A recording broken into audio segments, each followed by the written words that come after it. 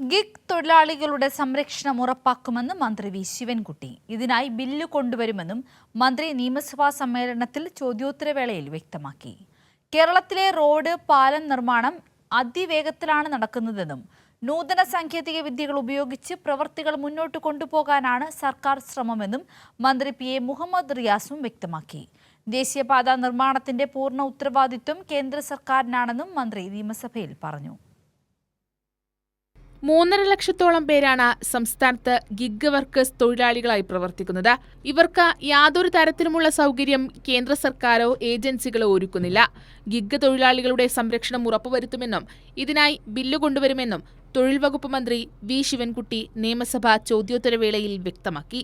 നമ്മൾ യഥാർത്ഥത്തിൽ നമ്മുടെ കേരളത്തെ സംബന്ധിച്ചിടത്തോളം ഒരു മഹത്തായ സംസ്കാരമുണ്ട്. ഏത് വിഭാഗം തൊഴിലാളികളായിരുന്നാലും അവരുടെ ബുദ്ധിമുട്ടുകൾ, അതല്ല ഏത് വിഭാഗത്തിൽപ്പെട്ട ആൾക്കാരായിരുന്നാലും അവരുടെ ബുദ്ധിമുട്ടുകൾക്ക് പരിഹാരം കാണുന്നതിന് വേണ്ട നടപടി സ്വീകരിക്കുന്ന ഒരു നയമാണ് കേരളത്തിലെ ഇടതുപക്ഷ ജനാധിപത്യ മുന്നണി ഗവൺമെൻറ് സ്വീകരിച്ചു വരുന്നത്. എല്ലാ വിദ്യാസമ്പന്നരായിട്ടുള്ള ചെറുപ്പക്കാരികളുമാണ്. അവർക്ക് ആവശ്യമായ സൗകര്യങ്ങൾ ചെയ്തു കൊടുക്കേണ്ടതായിട്ടുണ്ട്. അവർ ലേബർ വകുപ്പിന് നിവേദനം നൽകിയിട്ടുണ്ട്. എന്തായാലും വരുന്ന ആളുകളിൽ അവരുടെ സംരക്ഷണം ഉറപ്പുവരുത്തിക്കൊണ്ട് ഒരു ബില്ല് നിയമസഭയിൽ കൊണ്ടുവരുന്നതിനെ സംബന്ധിച്ചിടത്തോളം ആലോചിക്കുന്നുണ്ടെന്നുള്ള കാര്യം ഞാൻ സഭയെ അറിയിക്കുവാൻ ആഗ്രഹിക്കുന്നു.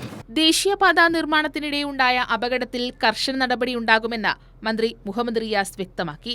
കേരളത്തിന്റെ റണ്ണിംഗ് കോൺട്രാക്ട് പദ്ധതി മറ്റ് സംസ്ഥാനങ്ങൾ ഏറ്റെടുക്കുമെന്നും സംസ്ഥാനത്ത് റോഡിന്റെയും പാലത്തിന്റെയും നിർമ്മാണങ്ങൾ അതിവേഗം പുരോഗമിക്കുകയാണെന്നും മന്ത്രി പി എ മുഹമ്മദ് റിയാസ് ചോദ്യോത്തരവേളയിൽ പറഞ്ഞു.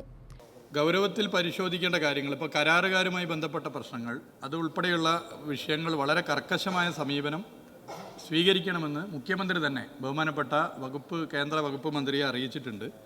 അതുമായി ബന്ധപ്പെട്ട കാര്യങ്ങളുടെ പരിപൂർണ ഉത്തരവാദിത്ത നിർമ്മാണവുമായി ബന്ധപ്പെട്ട് കേന്ദ്ര സർക്കാരിനും നാഷണൽ ഹൈവേ അതോറിറ്റി ഓഫ് ഇന്ത്യക്കും ആയതുകൊണ്ട് തന്നെ അതിൽ നിലപാട് സ്വീകരിക്കേണ്ടത് കേന്ദ്ര സർക്കാരാണ്.